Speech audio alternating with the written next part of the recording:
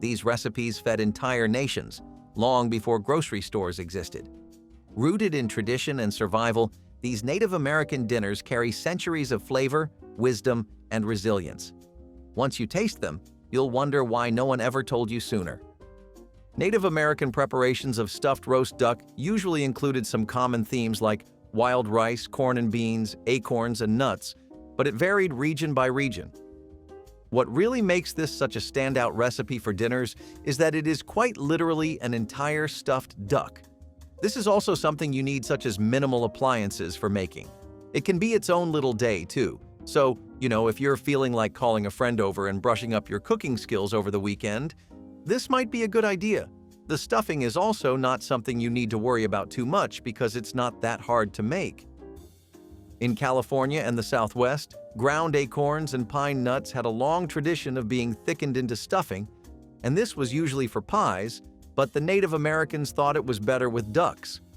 The use of berries and fruits is definitely something I'm not used to, though, and I don't think a lot of people are. Many tribes like the Cherokee and Lenape would use dried cranberries and choke cherries in a fair amount of recipes, but in terms of stuffed duck, it was always used to add a bit of an extra sweetness to it. I think the most difficult part of this might be just managing the bird, because Native Americans would roast the duck whole. This is obviously something we aren't really used to, but if you really want to get authentic with it, you should try cooking it over an open fire.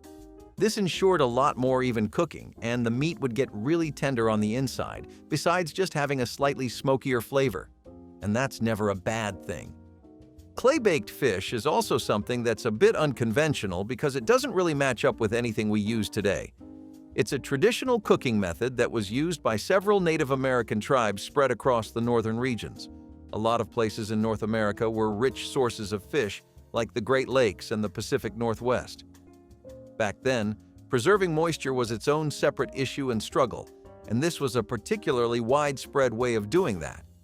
This method would help the fish retain most of its moisture while also sealing in all kinds of natural flavors, and the end result was a much more exciting dish.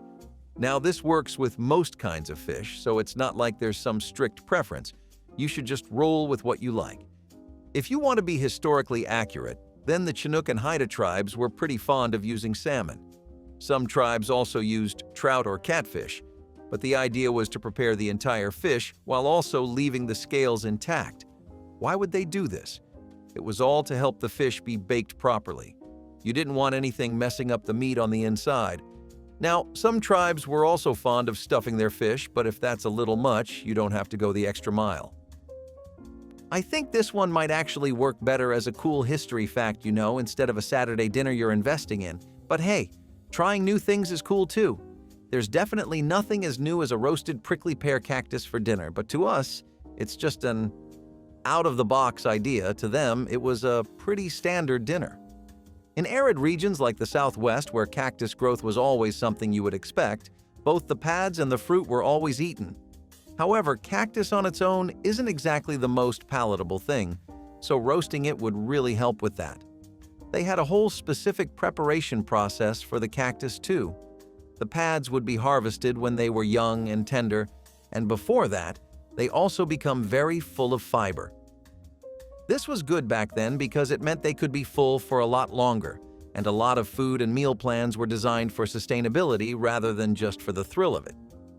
Still, removing the glochids, otherwise known as the spines of the cactus, was as painful as you could imagine. They had tricks for making it quicker, but it was a pain. Native Americans would usually burn off the spines over open flames, or they would scrape them off or cut them with knives. They would also boil them sometimes to loosen the spines. It's definitely one recipe that's really out there, right? Also, interestingly enough, the cacti had a lot of medicinal benefits, like an incredible amount of fiber, a lot of vitamin C, and intense hydration. Venison is one of the most common meats throughout all of history, so it's no surprise that the Native Americans have their own nutty take on it as well. In forests and grasslands, deer would usually thrive a lot more than what we're used to. There used to be, massive packs of them roaming around everywhere. Before the 20th century, also, the American chestnut tree was in its golden years. It was devastated later by regional hazards and blight. Chestnuts were something that were available all over eastern woodlands, so it was very easy to forage them and gather them for emergency situations. Venison was always a staple meat for all kinds of tribes, especially the Cherokee, Shawnee, and Algonquians. Deer was something that was respected by tribes for how much the animal would take care of them. It would give them hides for clothing, the sinew was used for tools, and the bones were used in medicinal broths and kept for trading or for hunting tools. The meat was also very flavorful and important for making pemmican, which was a superfood essential to the Native Americans. Venison was usually cut into cubes and put into a broth with roasted and peeled chestnuts. They would be fond of using Jerusalem artichokes, squash, and wild onions as well, so stock up on your root vegetables before trying this. Corn husk-wrapped tamales have incredibly deep roots in a lot of Mesoamerican cultures. I know you might not really associate them with a lot of different ethnic groups, but it's genuinely something a lot of them have used throughout their history. There were specific tribes like the Pueblo and Hopi that had very agricultural lifestyles, and the Pueblo even had trade and cultural connections with Mesoamerican civilizations. They would share their knowledge with Mexican cultures, and in return, the Mexicans would share theirs. And that's how Native American tribes first became familiar with the idea of tamales. They were already very used to working with dried corn kernels and grounding them into masa. Also, these are a lot different from the typical tamales you might be used to because they usually rely on bison, venison, and rabbit. And each of those has its unique world of flavor different from the chicken and beef we're so used to on the corners of our streets. If you're looking for a fresh spin, try to hit up an authentic Native American joint or work with some venison or rabbit at home. You might be pretty surprised. Hogging an entire hog for yourself was a great hobby for Native Americans. Wild boar roasts were a pretty common activity for Native Americans, but it wasn't something that they came up with. This was actually something they took from the Europeans for once. It was brought over to America by European explorers active during the 16th century. They brought it over in the Southwest, but native species began to spread over to the Southeast after continuous hunting. Tribes like the Creek and Seminole eventually adapted and began to incorporate boris into their diets as well, using their own traditional methods like roasting and pit cooking. The wild boars were really tough to hunt though, but they got pretty good at hunting them down too because of their experience with bows and spears. Some cool military facts. Now, they wouldn't eat the boars as soon as they got them. These were actually mostly preserved for the winter because of the massive amounts of meat they would give. Acorn squash was an incredibly popular cultivated vegetable among many different kinds of tribes. Squash in itself is something the Native Americans experimented with a fair amount. All of that effort eventually brought about the Three Sisters agricultural method, which was basically just growing crops of corn, beans, and squash together. The way they grew helped the other plants grow, so they were always grown together because the end result was more fantastic than if they were grown individually. Sweetening squash with maple syrup was also something that was popular among tribes who were centered around maple syrups, and I don't know if you know this, but tapping into maple trees for the syrup was a very common practice of the Native American peoples. They were arguably better at it than anyone else too, especially because of how much they valued maple syrup as a natural sweetener. Some tribes genuinely loved to have it without the syrup though. They would slice it and dry the squash in the sun for long-term storage. Gooseberry and elk were one of the most prized dishes that Native Americans would make regularly. This was because elk was one of the most treasured animals they had. In the Rocky Mountains, the Pacific Northwest, and the Great Plains, all sorts of tribes were known for how much they prioritized elk usage. This is because elk was something that was beneficial overall, just like deers and bison. The hides wouldn't just be used for clothing.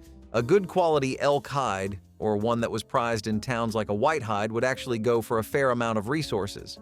They were also something that would provide meat for literally months. Even one elk was a game changer for a tribe going through tough times. They were dried for later use all the time, and the most valuable cuts were always kept for slow roasting so that they could have a great meal out of it. It was preserved for special ceremonies and hunting feasts, which would usually occur during the summer when gooseberries were also in harvest. A roasted elk haunch with some gooseberry sauce was enough food for an entire family or an entire hunting party. So, Imagine what it could do for us today. Before European contact, a lot of Native American tribes had an incredible amount of access to wild tubers and roots. This was really true for potatoes, which had been domesticated in South America. They began to replace some root vegetables as a staple crop because of the sheer amount of utility. I mean, that's a cultural fact that holds true even now. Who can really deny the worth of a potato? Some days, it feels like it's worth more than all the designers in your wardrobe. Native Americans also had an incredibly interesting way of preparing these potatoes. Frying them in bear fat is definitely something I haven't really thought of before. But then again, these people used to hunt bears semi-regularly, so I think we're on pretty different ends of the spectrum. The potatoes would be sliced and fried in bear fat on a flat stone over an open fire, and it would actually make for some extremely rich and crispy potatoes. Napolles and beans were staple foods for so many indigenous peoples. It's a bit surprising this recipe isn't a bit more well-known. Most of the more popular tribes like the Navajo and the Apache were regular consumers of this. In desert areas, prickly pear cactuses were one of the most valued plants because of their versatility, and a big part of that was the reasons we went over earlier when we talked about roasted cacti. Young cactus pads were usually preferred because they were a lot more rich in water content. The beans were a longer process though, and they're just as annoying today as they used to be back then.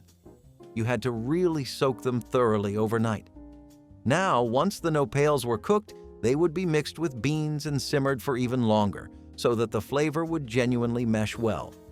Some tribes would add wild onions, mesquite pods, and chili peppers for a more well-rounded flavor profile. It was actually quite an amazing little dish.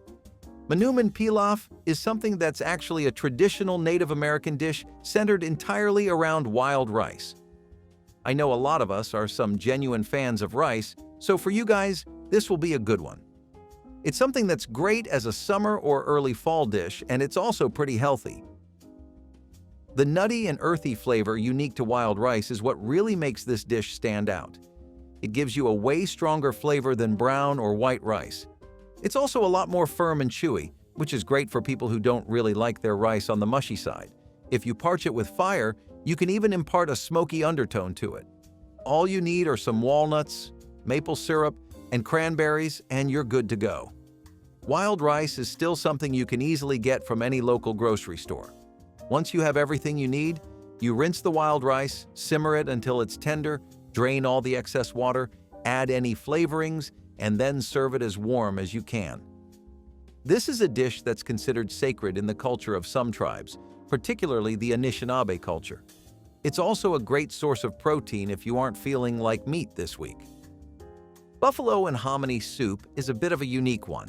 I know that hominy is still something a lot of people prefer, definitely some UNCs and boomers, but also some people who just like retro, vintage, or cultural food. Buffalo meat is a bit harder to get than wild rice though, and depending on where you live, this might not be a dish you're able to recreate, but I digress.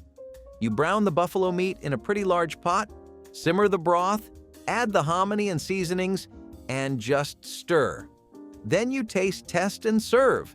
It's a pretty easy recipe considering that the rest of the stuff on here does take some technical cooking skill, especially when it comes to the prep work.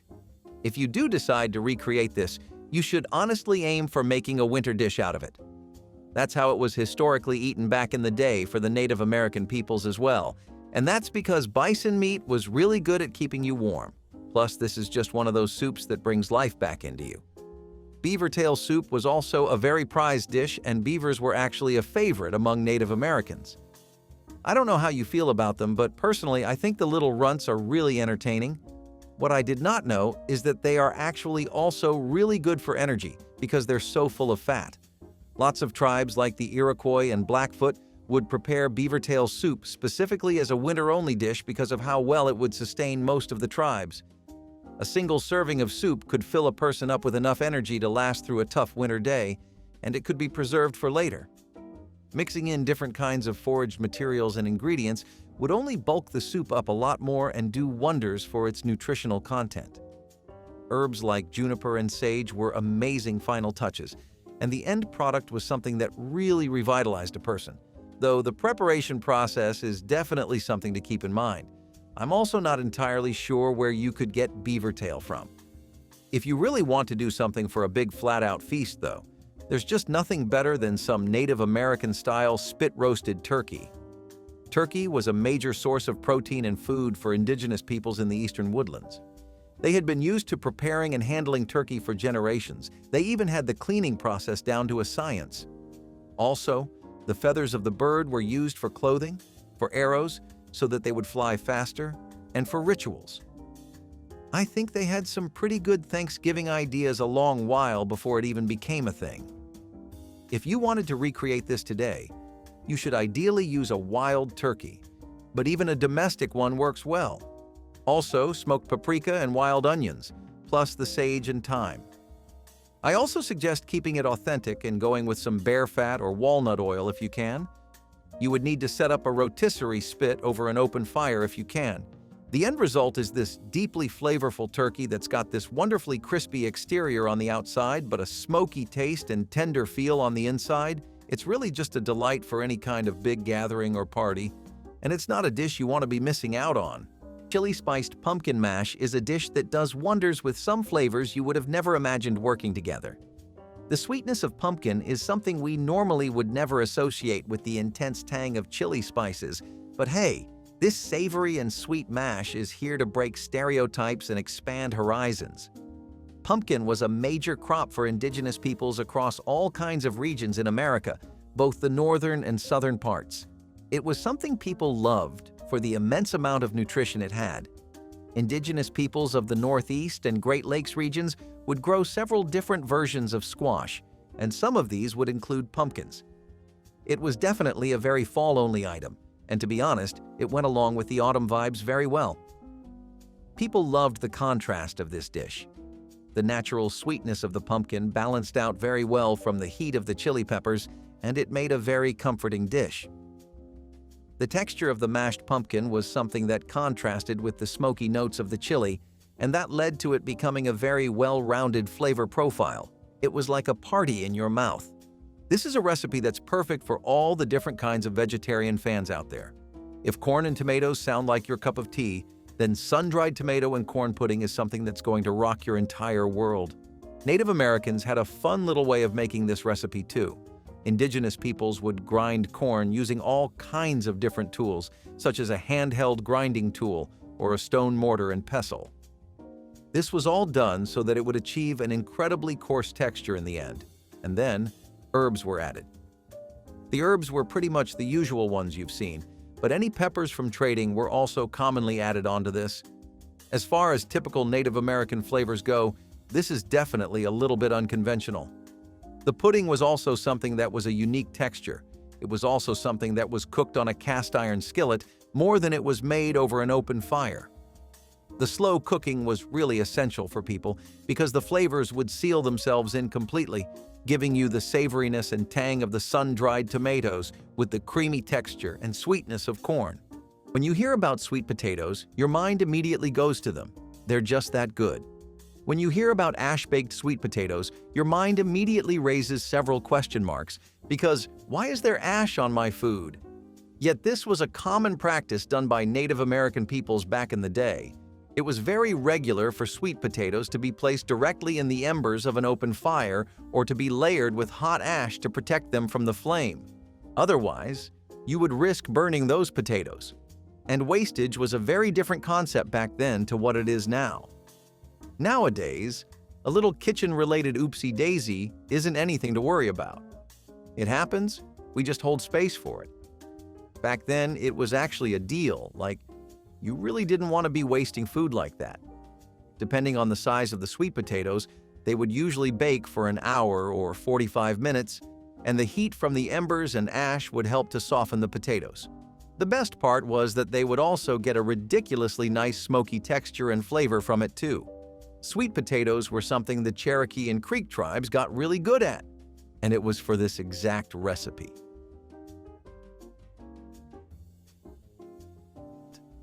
Wild mushroom ragu is a rich and savory dish that really shows you just how much natural goodness there is in the forest. It draws on the fact that wild mushrooms were an incredibly abundant resource back then in the woodlands of North America. The preparation of this dish was something that reflected the knowledge of indigenous peoples as well, because it just showed how much they truly knew about the land they were living in. Their ability to forage ingredients that could work both as daily sustenance and a big feast was also something impressive. Long story short, these people were adaptable like nothing else. The mushrooms would be cleaned, chopped, and sliced, and wild herbs would be used to make ragu. It would add an aromatic and herbal layer to the dish that really helped when you would eventually get to the earthy mushroom flavor, combined with the chewy texture. All in all, for people who can't deny a good mushroom, this is a dish worth recreating in its entirety. If there's one dish that captures Native American cuisine, it's roasted duck with wild plum sauce. Traditionally, indigenous tribes across North America hunted wild game like duck, which provided a rich source of protein and fat, especially crucial during colder months. Ducks were slow roasted over open flames, allowing the skin to crisp up beautifully while keeping the meat juicy and tender.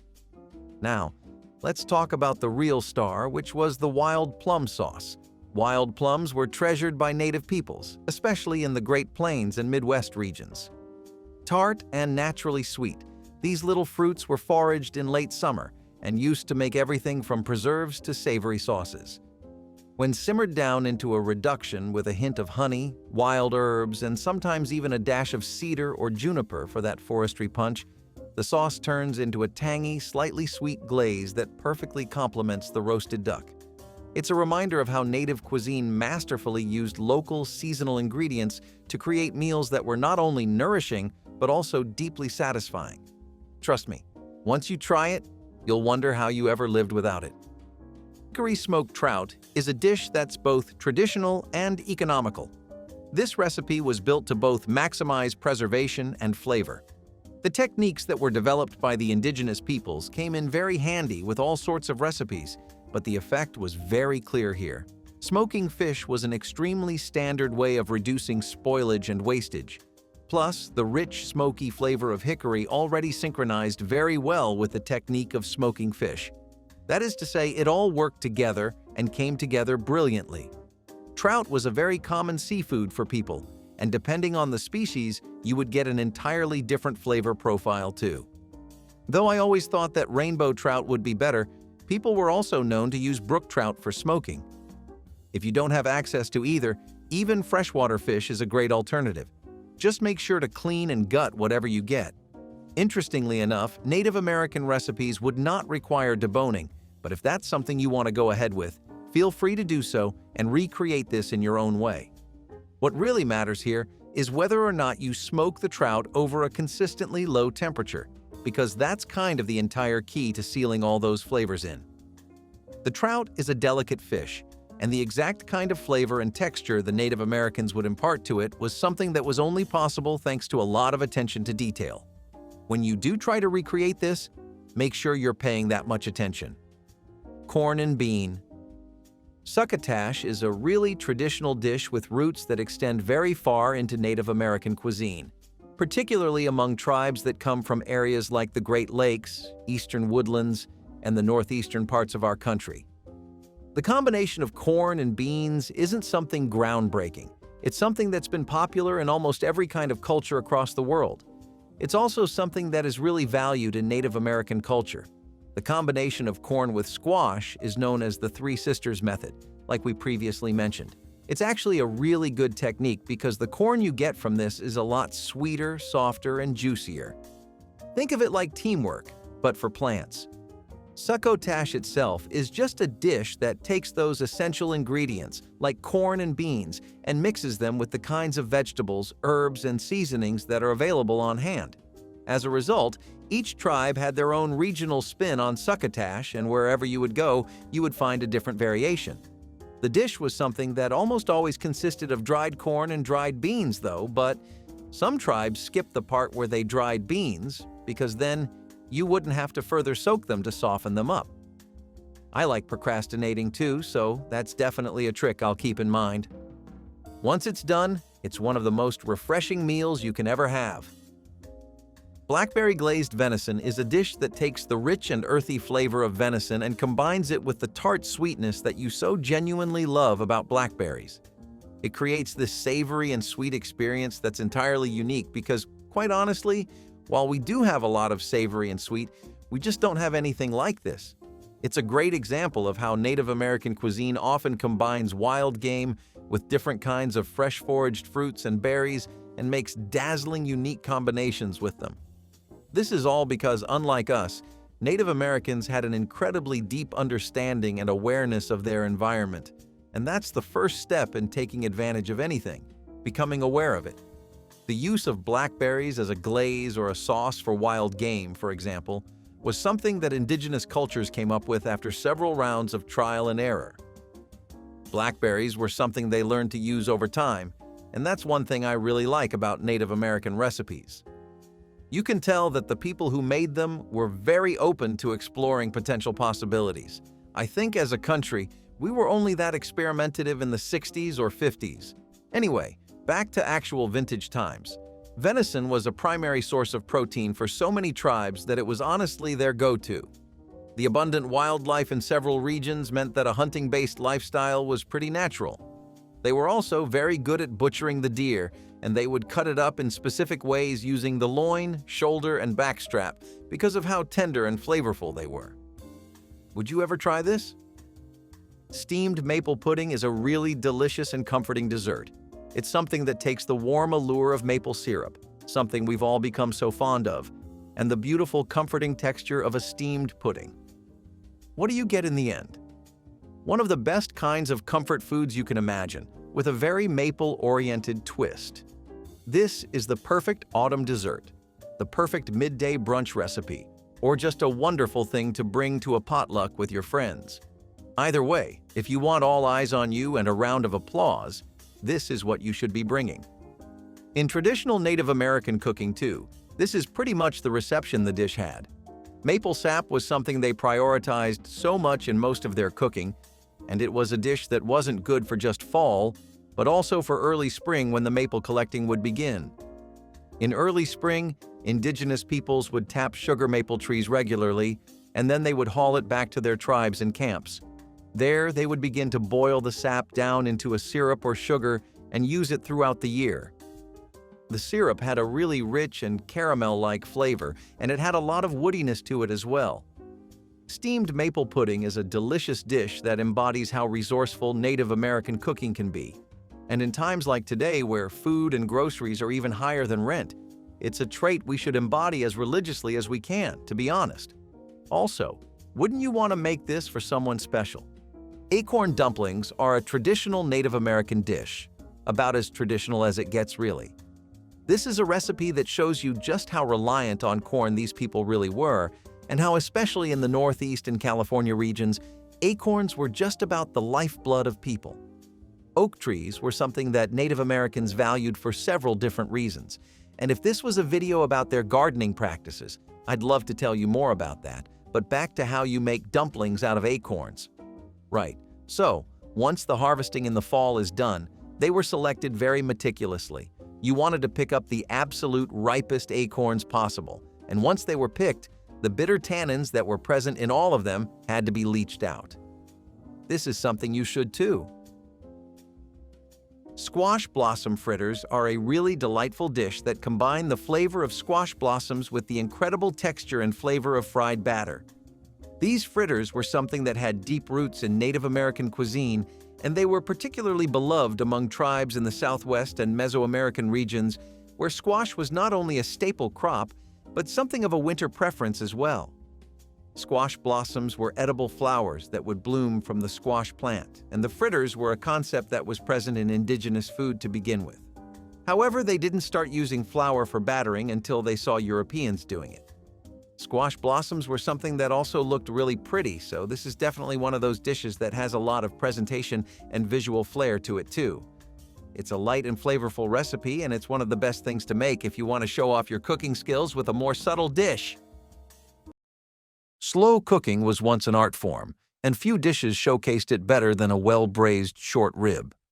This was a meal that required patience. Tough cuts of beef transformed into fork-tender perfection, after hours of simmering in a rich, aromatic sauce. Deeply savory, fall-off-the-bone ribs were the reward for anyone willing to wait. Short ribs were once considered a budget cut, prized not for their tenderness, but for their flavor when cooked properly.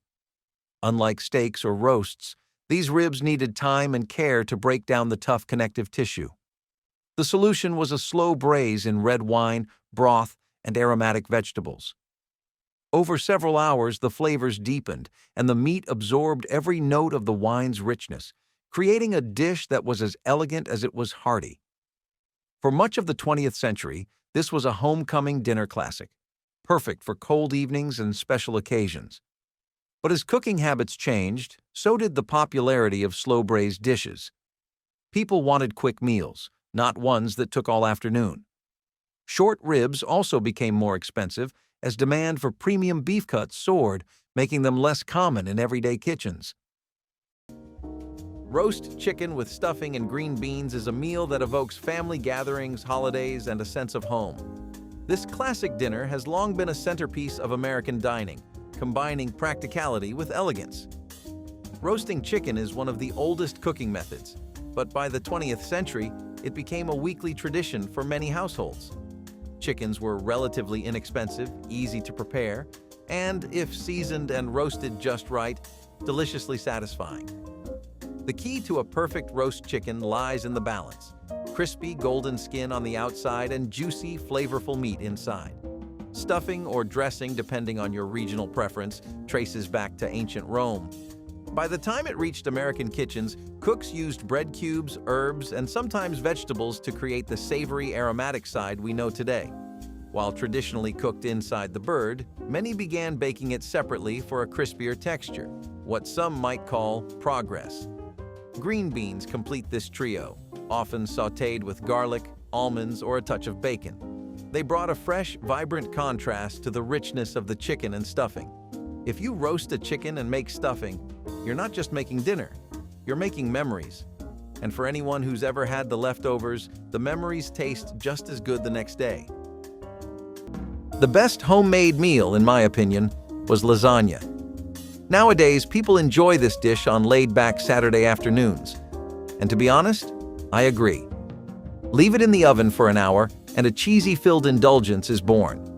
These components include the basic kitchen must-haves, layers of lasagna sheets, pasta sauce, and some cheese, of course. It has met those expectations of the history books as well. Did you know that its origins are implanted in the backstories of ancient Greece? Yes, you heard me right. This was not an original Italian cuisine. Nevertheless, many dispute that the first record of such a recipe being written down dates back to Naples during the Middle Ages. But wherever it started, it's now seen as a go-to dish in any household, no matter the country. A lot of the recipes from the times of our parents come from the Depression and from when America was recovering from it, but things like baked ziti is what they would whip up when they had a bit of money in their pocket. Some cooked ziti, ricotta cheese, eggs, and spaghetti sauce meant for an incredibly easy and amazing pasta. If you had the Parmesan to spare, you could also sprinkle it on or add a melted layer as a topping. It did not take too long to make, and it tasted very different from regular pasta or spaghetti and meatballs, which was a recipe favored by moms more than grandmas. The real highlight of the dish is in the shape of the ziti, since they end up being these 25 to 30 centimeter tubes. When they turn into soft pasta, they become great for chewing and work really well with the cheese. Grandmas would always spice it up with some beef or duck here and there, though. For years, cornbread stuffed pork tenderloin was a homecoming dinner favorite, combining the rich, juicy flavors of pork with the comforting, slightly sweet notes of cornbread dressing. It was the kind of meal that felt celebratory but was made with everyday ingredients. Pork tenderloin was an affordable cut, prized for its tenderness and quick cooking time. Cornbread, a staple in Southern and Midwestern kitchens, made the perfect stuffing, absorbing the juices from the meat while adding its signature crumbly texture. Sage and dried cranberries brought a hint of warmth and sweetness, making this dish a natural fit for fall and winter gatherings. Some versions included pecans for extra crunch, while others used sausage to double down on the savory depth. So why did this dish fade from dinner tables? As boneless, pre-seasoned pork cuts became common, elaborate stuffed roasts became less appealing to the average home cook. The extra steps of butterflying, filling, and tying up a tenderloin made it feel like a holiday dish rather than a weeknight option. But for those who appreciate the balance of savory pork and buttery cornbread, this is a recipe that deserves a second look, because some traditions are too good to leave behind. With roots in Southern cooking, smothered chicken with onions and gravy is the perfect blend of crispy chicken, tender onions, and rich gravy that makes you want to go back for seconds, and maybe even thirds. Smothering food, whether it's chicken, pork chops, or beef, is an iconic Southern technique. The term smothered refers to cooking the meat slowly in its own juices or a flavorful sauce, often with onions or bell peppers, until it's tender and full of flavor. For this dish, the chicken is first browned to achieve a crispy golden skin before being smothered in sautéed onions and a gravy made from pan drippings. The result is a plate of food that's pure comfort. Gravy, of course, is the magic behind smothered chicken. Made from the fond left in the pan after frying, it's rich and savory, sometimes thickened with flour or cornstarch and seasoned to perfection. And those onions caramelize beautifully, adding sweetness and depth to every bite. Smothered chicken is like a hug on a plate, if that hug could also be crispy and covered in gravy. It's a dish that brings people to the table, no matter the occasion. Pasta is a staple in any home, as it can be prepared quickly and affordably. One great example is fettuccine alfredo. It was always a dish to die for. These budget-friendly recipes included pantry favorites: fettuccine pasta, 2 sticks of butter, cream, seasoning, and garlic. Frankly, it might not be a favorite health-conscious option. While many assume fettuccine alfredo originated in Italy, this is not entirely accurate. Many speculate about this theory that it was recorded to have originated in Rome in the 20th century. However, it was invented by a man, Alfredo di Lelio. It is now a renowned dish known by many versions and has been published hundreds of times in cookbooks since as early as 1933. And viola, a legend was born. Once a staple of working-class kitchens, this hearty one-dish meal was built on the kind of ingredients that stretched a family's budget without sacrificing flavor. Cabbage, potatoes, and smoked sausage, 3 of the most economical and widely available foods, came together in layers, baked slowly in a rich mustard cream sauce. The result was a rustic, deeply satisfying dish that filled bellies and kept families warm through colder months. Cabbage was a practical ingredient, valued for its long shelf life and versatility.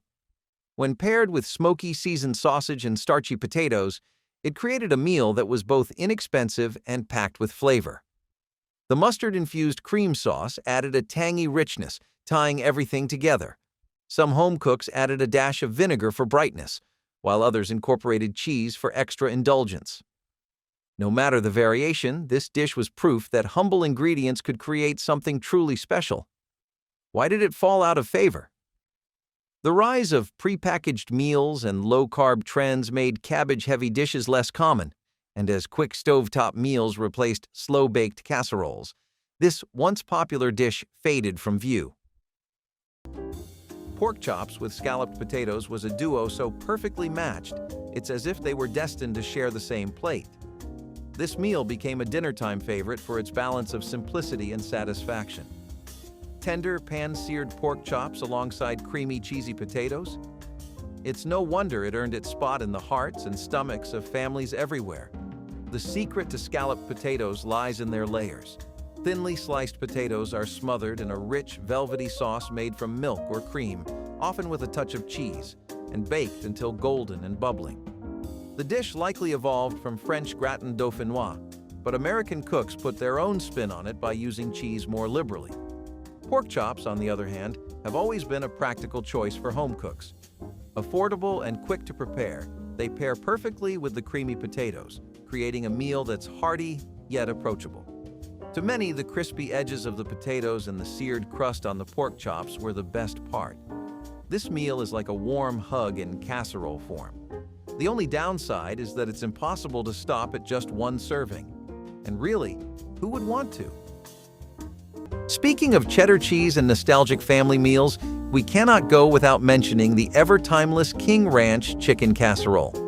This is definitely a dish for those people who feel like casseroles without meat or protein of any kind are missing something and do not feel as fulfilling. It would take about an hour to cook, but this did massive numbers in every neighborhood from Detroit to Texas. Especially more so in the South, it was a common practice for families to preserve their King Ranch chicken casserole recipes. The real strength of the dish was that you could use as much of the ingredients as you wanted, letting you double or even triple the dish, an advantage that Southern grandmas would very often use when they were in the mood to dote on their grandkids. Leftover turkey was once the foundation of creative home cooking. Long before frozen dinners and deli slices, resourceful cooks found ways to repurpose every part of a roasted bird.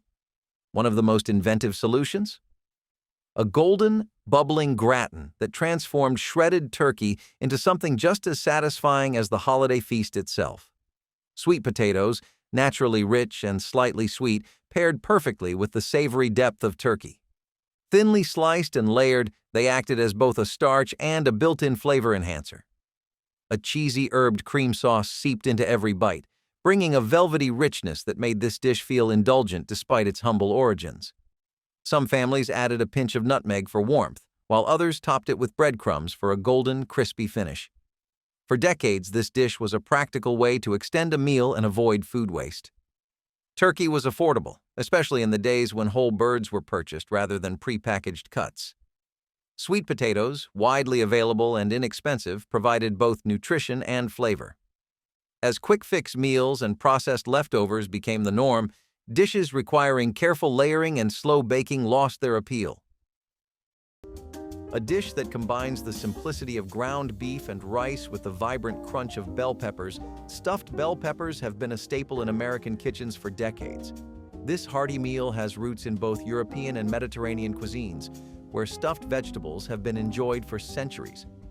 In the U.S., it became a popular choice for families during the 1950s, with ground beef as the primary filling.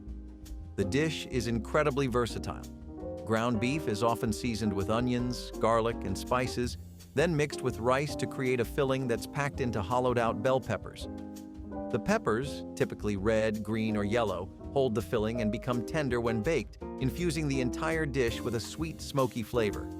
While some recipes call for tomato sauce or cheese to top the peppers, others leave them as is, letting the natural flavors shine through. This dish is perfect for using up leftovers or for a simple, budget-friendly dinner. Stuffed bell peppers are like a dinner with everything in one package, just like a meal wrapped up with a bow. Many agree that this simple meal can be enjoyed anytime, anywhere. It boils down to one universal thing: sloppy joes. I, however, do acknowledge that this might not be a very refined one. For this mom-made specialty, all you need are the basics, usually in your pantry or freezer, such as ground beef, salt, garlic, onions, and buns. You could opt to throw everything in a slow cooker or take an alternative route that saves time, taking a potato masher and tenderizing the sloppiness. Then you take a bun, toast it nice and warm, and slap on the meat, and there you go, a meal in minutes. The original story behind this meal dates back to Iowa, where a cook dished up loose meat in between bread with some tomato sauce. This then became a quick favorite amongst many Americans up until today. Here is a dish that you have probably heard of one too many times but never gotten enough of: meatloaf with mashed potatoes. Let's just say that comfort cooking really does not get much higher than this, nor more relaxing. Sitcoms, movies, and comedies across the decades that depict middle-class families always have somebody serving up a killer meatloaf, and it is for good reason. Our generation's parents always grew up eating a hearty meatloaf with a side of perfectly mushy soft potatoes, so it is no wonder that they kept the custom going. Today, mashed potatoes have an 85% popularity rate, which even beats hamburgers and cheeseburgers. You would think that those would be America's top one, but it seems nothing can beat Grand's meatloaf classics. For decades, stuffed bell peppers were a staple of the American dinner table. They were practical, inexpensive, and packed with flavor. Families in the mid-20th century relied on simple, hearty meals, and this dish delivered.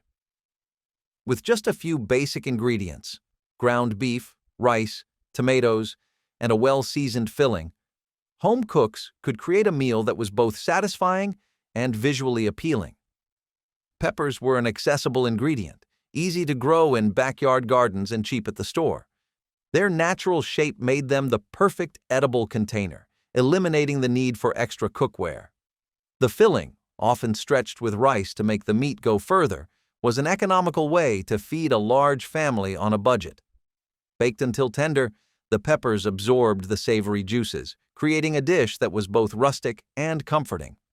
But as convenience foods took over, stuffed peppers began to fade from dinner rotations.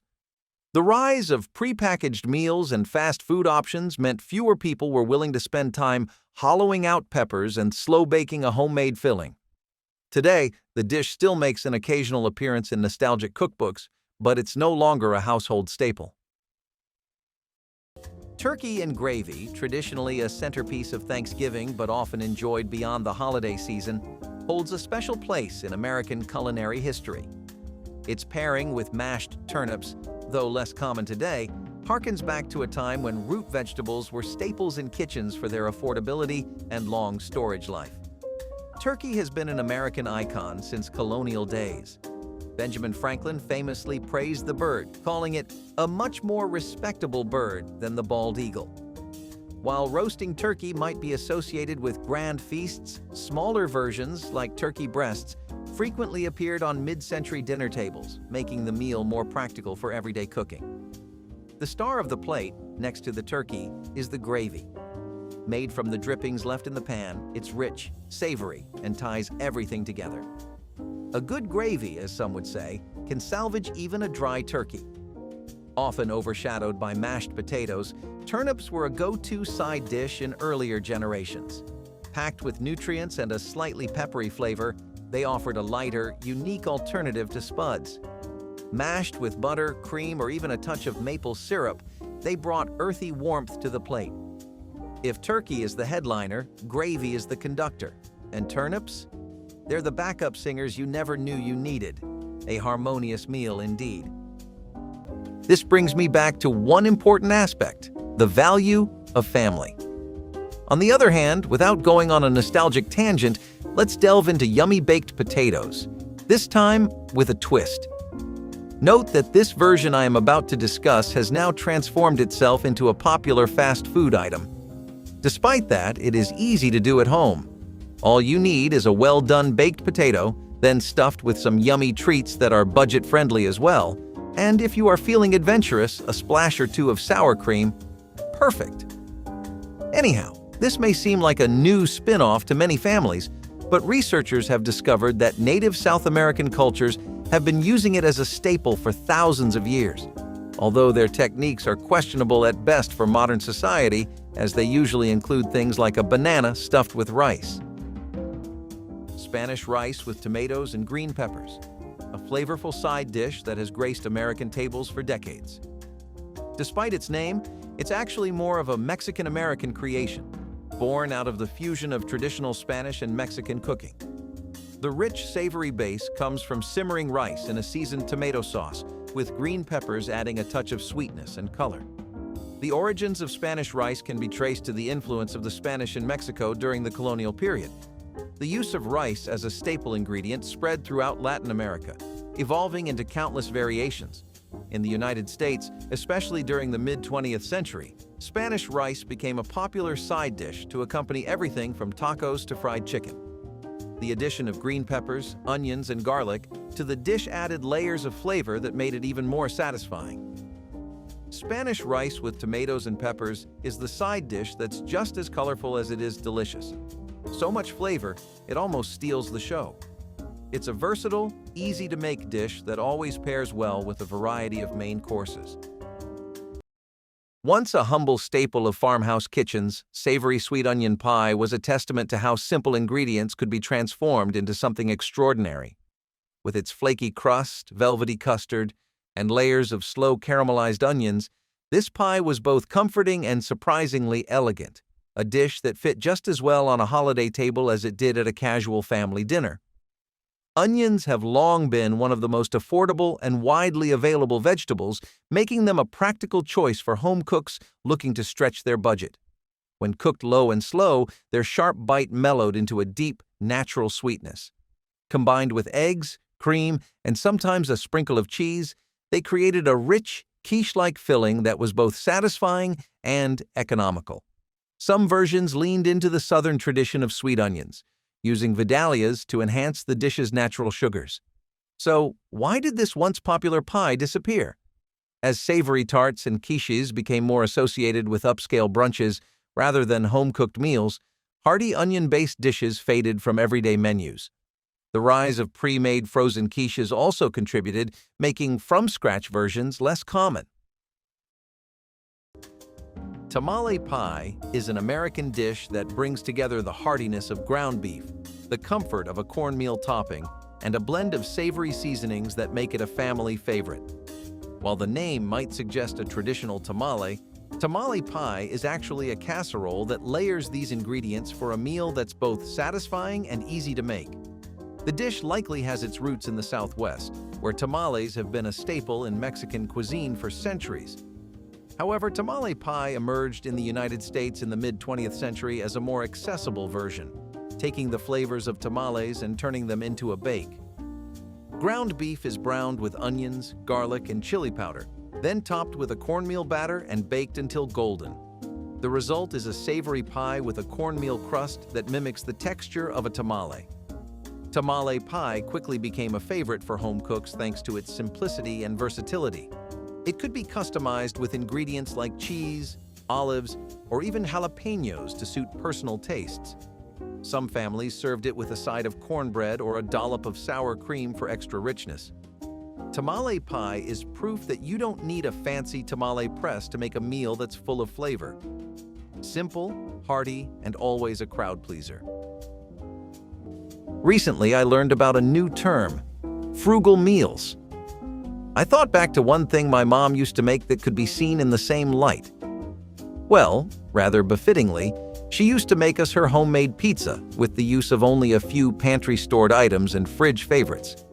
So, with this meal, you will need flour, salt, Italian herbs, tomato sauce, eggs, and water. Later, when the dough is all spread out, just add the toppings, such as sausages with some cheese. Historically speaking, it is believed that many natives from Naples sold similar flatbreads with toppings years before. Nevertheless, the legend goes that a baker by the name of Raffaele Esposito gained credit for this dish after making a pizza for King Umberto I and Queen Margherita in 1889. For families stretching their grocery budget, few meals delivered as much flavor and comfort as these unusual-looking meatballs. A product of the Great Depression and wartime rationing, porcupine meatballs were a creative way to make ground beef go further. Mixing rice into the meat wasn't just for texture. It bulked up the meal, making a pound of beef feed more mouths. Rice was an affordable pantry staple, and when the meatballs simmered in a tangy tomato sauce, the grains softened and expanded, giving them their signature spiky appearance. Despite the name, no porcupines were harmed in the making of this dish. Just a bit of kitchen ingenuity at work. Some recipes used canned tomato soup for a mild, creamy sauce, while others relied on crushed tomatoes and Worcestershire sauce for a sharper kick. Either way, the slow cooking process allowed the flavors to meld into a hearty, stick-to-your-ribs meal. For decades, this dish was a go-to for busy home cooks. It was easy, required minimal ingredients, and could be made in one pot, ideal for feeding a growing family. But as convenience foods and pre-made meatballs filled grocery store freezers, the homemade version started to disappear.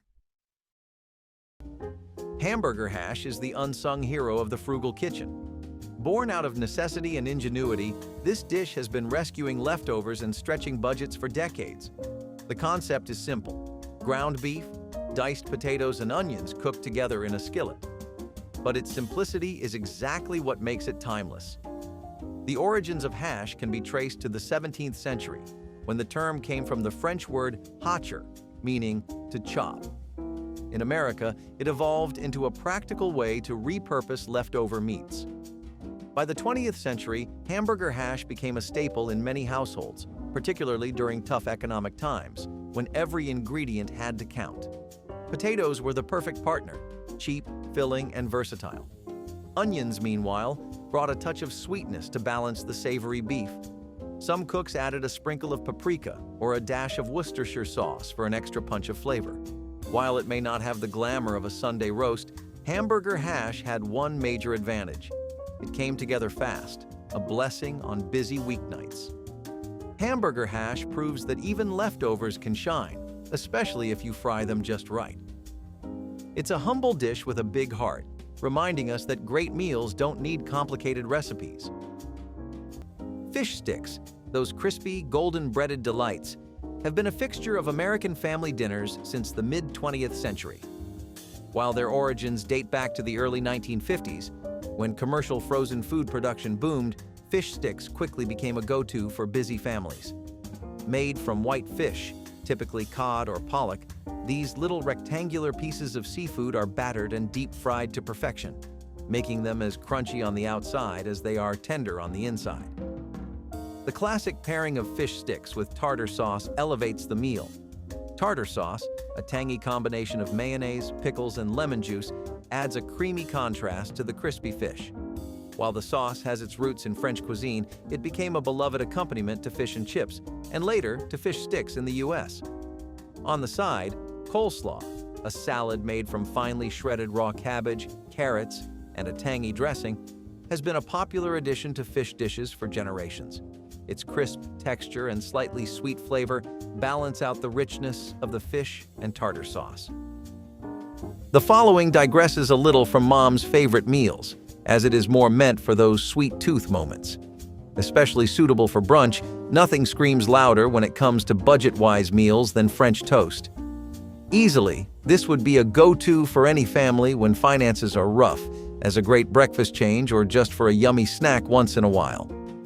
I think the popularity of this meal is rather understated, as it even progressed in a rather quick fashion to a very popular cuisine in many countries.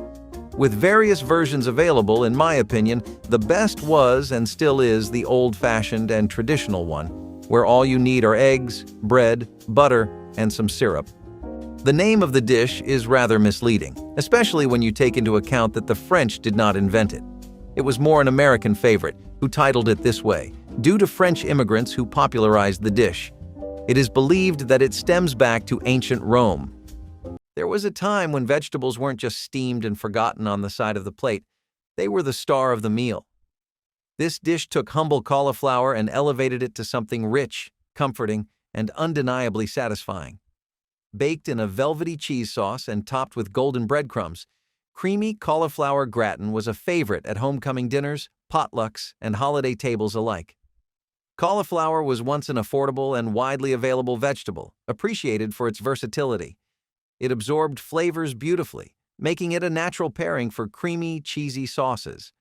The gratin method, borrowed from classic French cooking, ensured that every bite was infused with deep, savory richness. The top layer of breadcrumbs added just the right amount of crunch, creating a contrast that kept each forkful interesting. Some home cooks added a pinch of nutmeg or mustard to enhance the flavor, while others used a mix of cheeses for extra depth. So why did it fade from dinner tables? As frozen and canned vegetables became more common, fresh cauliflower lost its appeal. Many home cooks swapped slow-baked dishes for quicker, less labor-intensive sides, and gratins became associated with special occasions rather than everyday meals. A true testament to how simple ingredients can create something extraordinary, corn pudding casserole with a sweet custard base is a comforting classic. With its rich, custardy texture and subtle sweetness, it's a comforting side that's just as at home at Thanksgiving as it is at a Sunday family dinner. Corn pudding has roots in early American cooking, influenced by Native American corn-based dishes like succotash. However, the casserole version, often made with a combination of cornmeal, eggs, milk, and sugar, emerged in the 19th century as settlers began adapting recipes to make use of what was readily available. The sweet custard base, made with eggs and cream or milk, gives the dish its signature smooth, slightly sweet texture that contrasts perfectly with the corn kernels. It's also a dish that evolved with convenience in mind. As canned creamed corn became widely available in the mid-20th century, many home cooks began using it to simplify preparation without sacrificing flavor. Corn pudding is a crowd pleaser, and its versatility allows for adjustments. Some might add a touch of cheese, while others prefer to keep it pure. This brings all the Native American dinners that I think you should try to an end.